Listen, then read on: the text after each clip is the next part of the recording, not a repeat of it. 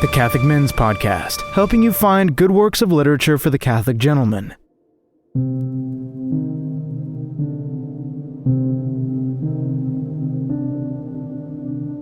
Faces at the Window by Rose Wilder Lane. And yes, this story is 100% true.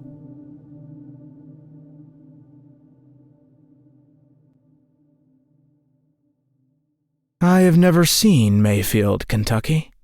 It happens that, so far as I know, I have met only 3 persons who came from that probably charming small city. They were unknown to each other. I met them at widely separated times and places, and in combination, they gave me the strangest report of the supernatural that I have ever heard. It seems worth setting down. There must be persons living in Mayfield who know the facts or have investigated the reports. I can tell only what I heard, and this is not fiction. It happened exactly as I shall tell it. I cannot explain it. Whatever the explanation may be, here are the facts. In 1904, I was a young Western Union telegraph operator working the night shift at the branch office in the Midland Hotel in Kansas City, Missouri. The Midland Hotel has vanished now. It was then the pride of a newly opulent era of magnificence. I remember its lobby as a dazzle of white marble and red plush under a glitter of crystal chandeliers pendant from a ceiling of gold. Revolving glass doors guarded it from the streets. When I first reached the city after daring the railroad journey from Sedalia, and the Western Union manager told me to report at the Midland Hotel, these doors baffled me. My every attempt to enter the vast place ejected me, and I circled it in growing desperation, renewing my attack until, by some accident and utterly blind panic, I found myself inside the overpowering lobby. Thereafter, I never passed competently through that revolving door without feeling the superiority of my sophistication. I came through it every afternoon at 6 o'clock, breathless after running at top speed up the block-long hill from Kansas City main office. For my boundless ambition, unsatisfied by an 8-hour day, had got me a main office job, too. I was working 16 hours a day, 7 days a week, earning $60 a month, and riding on top of the world. I accepted formal transfer of Maryland branch office from Miss Hamilton, the day operator, who waited, gloved, and hatted, and left at once. Behind the marble counter, I peeled off my gloves, pulled out hat pins and removed my hat, fluffed up my front hair, smoothed my skirt placket. Then I took from my purse a paper-wrapped bottle of alcohol, and with it signaled across the lobby to Gladys, the postal operator. Gladys was a thin and pale but lively blonde with freckles. Her hands were peculiar, having 6 fingers each and extremely long, flexible thumbs, and her life was even more oddly fascinating. I anticipated the evenings during which she told me bits of her experiences. Gladys and I whiled away the hours happily in the dressing room on the mezzanine. Gladys brought an alcohol stove. It was a flat tin can filled with some substance that didn't burn, covered with a fine wire mesh. I brought the alcohol and matches. When the irons barely sizzled, each deftly rolled up a long lock of hair on the hot iron and stood holding it tightly close to her scalp. Meanwhile, of course, we talked. In the white glare of light and the faint oily odor of hot hair, Gladys told me the enthralling story of her life. She was next to the youngest of 13 children, and all alone in the world. Where her 12 brothers and sisters were, she had no idea at all. She had not seen nor heard of any of them since she was 8 years old, because then her mother died and her father just went away. They didn't know what to do, and sort of scattered. I had the impression of a nest full of little quails, scattered and cowering in the grass without a mother. Gladys stayed with a neighbor for a while, but they made her work too hard, so she left. She walked into Memphis, where a policeman took her to a police station, and some people wanted to put her in an orphan asylum, but she got away from them. She went to back doors asking for work, and she had worked a year for a nice woman who had 3 little children and gave her some clothes. But then there was yellow fever in Memphis, and so many people died that everyone left Memphis that could. That nice family left, and Gladys was scared of yellow fever, so she left Memphis too. When she was 14 years old, but said she was 15, she was clerking in a bookstore in Colorado Springs. It was easy, clean work, and she liked it. $3 a week, and they let her read the magazines. There she met a girl named Amy who came in to buy books. Amy was 14, and she was an only child. She was in Colorado for her health. She had consumption, and she was living in a hotel with her parents until she got well. Gladys and Amy became great friends. They were together all the time, and Amy's parents were pleased because Amy was so much happier. She was always laughing when she was with Gladys. They had such good times. Gladys was almost one of the family. Then Amy got well, and they were taking her back home to Mayfield, Kentucky, so she and Gladys had to part. Gladys felt bad about it, but not as bad as Amy. Amy cried and cried. She said she'd die without Gladys. They couldn't get her to stop crying, and sure enough, she cried herself so sick that they had to call the doctor again. The doctor advised them not to take her away from Gladys. So her father and mother talked to Gladys and said she was all alone in the world. There was nothing to keep her in Colorado Springs, and if she would come with them, they would sort of adopt her as a sister to Amy, and she could live with them like one of the family as long as she wanted to, or for always if she wanted to. And she did want to. This was the most wonderful thing that had ever happened to her in her whole life. I remember Gladys's face when she said that. She meant it. Nothing else so wonderful had happened to her in her life, and it had not happened. For here she was in the Midland Hotel in Kansas City, a postal branch office operator earning $30 a month and living, as I knew, in a $2 a week hall bedroom in a rooming house. What happened? I wanted eagerly to know. Well, Gladys said, it was queer. It was very queer, and she didn't understand it at all, and maybe I wouldn't believe it, but it was so. Cross her heart and hope to die, it was the honest truth. They went to Mayfield, Kentucky. They traveled in the sleeping cars. Gladys slept in a Pullman berth and ate in a dining car. Maybe they weren't exactly rich, not as rich as Rockefeller and people like that, but they did have a lot of money, and Gladys's keep was no burden to them. When they got to Mayfield, at first they had a hard time finding a place to live. Amy's father owned a business there, but they had sold their house when they went to Colorado for Amy's health, not knowing how long they would be gone. Now Mayfield was growing fast. The hotel was full, all the nice places were rented, and they had to buy or build a new house. That would take some time.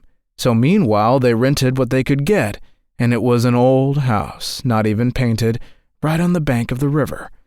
They rented it by the month till they could get into their new home. It was a big house, bare and sort of echoing inside. They didn't really furnish it.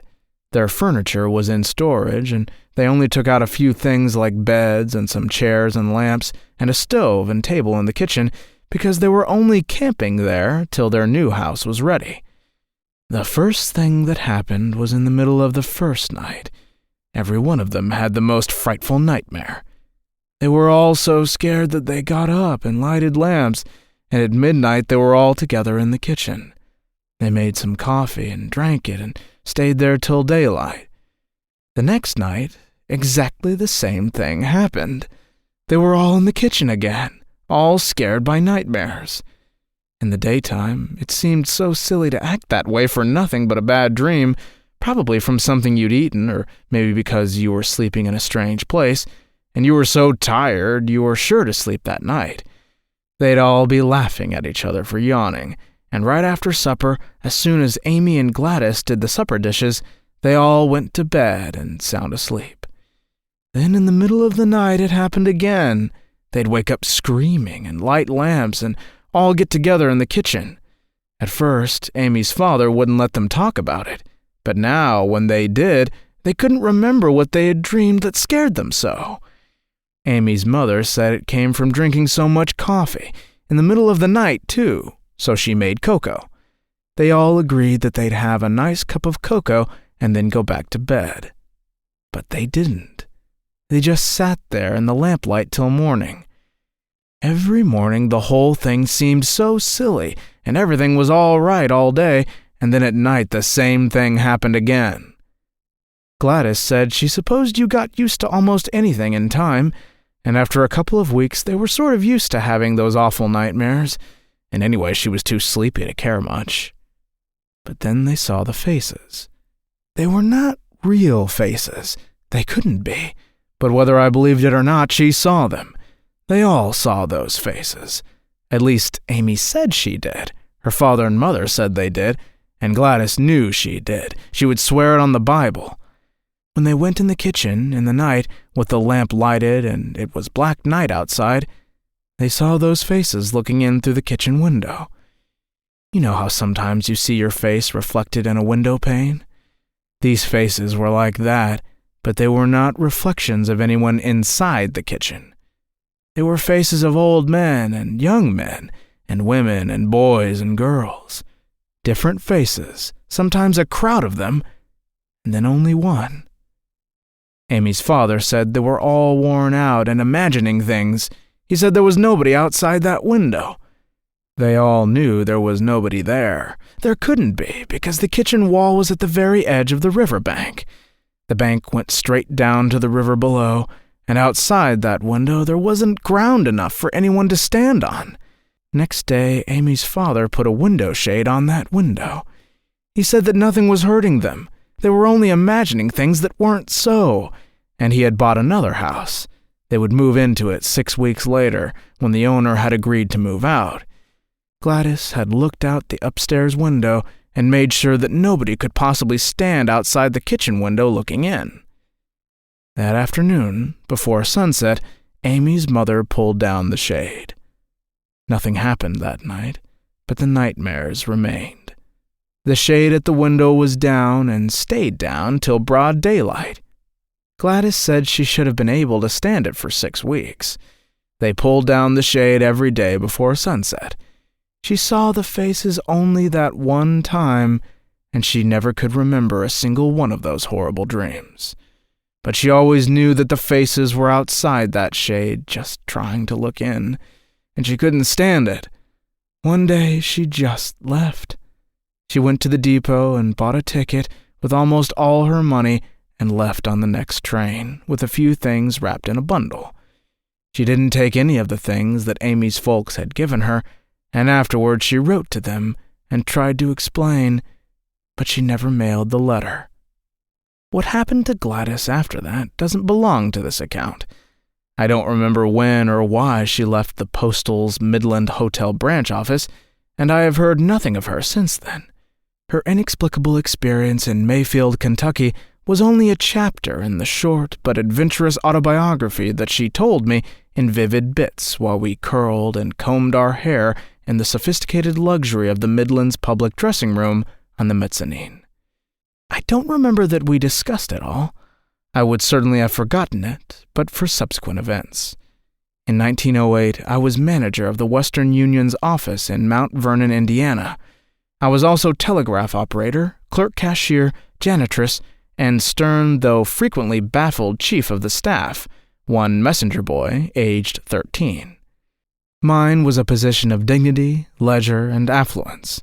I worked only 10 hours a day, only 6 days a week, and my salary was $50 a month.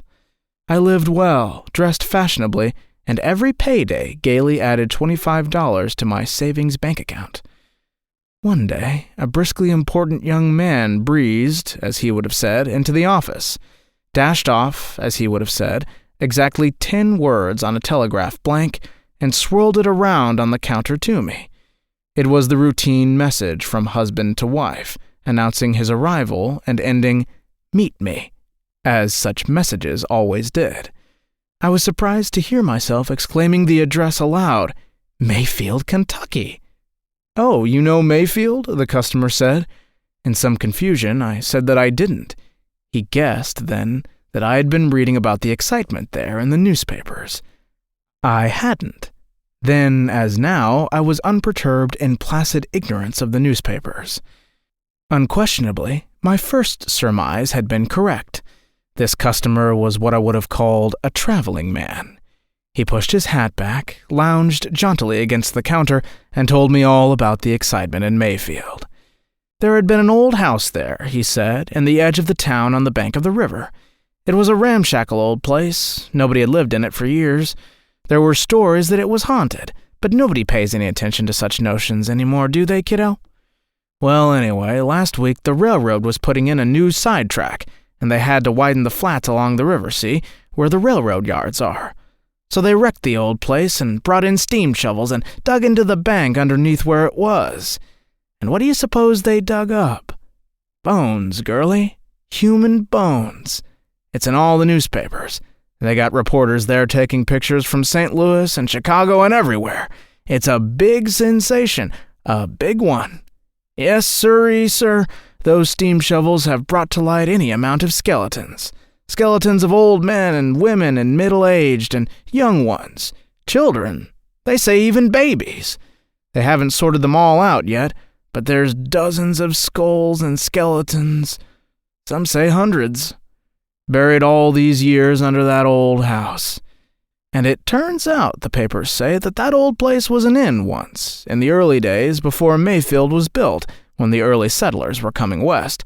They say there was a good many such places along the trails that took in travelers and their families for the night, and then murdered them in their beds and buried their bodies for whatever goods they had with them. They had horses or oxen and wagons, and their supplies, of course, and guns and clothes, and these innkeepers murdered them in cold blood for things like that. Whole families. And now those steam shovels are digging up their bones. Though they've stopped them now. There's men there digging now with picks and shovels. It seems more respectful to the dead.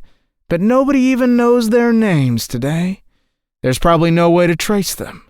Nobody'll ever know who they were. Nothing but bones, lying there all these years under that old house. It gives you something to think about, don't it, girlie? I said yes, it did. The end of Faces at the Window by Rose Wilder Lane. Special thanks to Miss Retro Reads for letting me in on this story. Thank you all so much for listening, and Godspeed.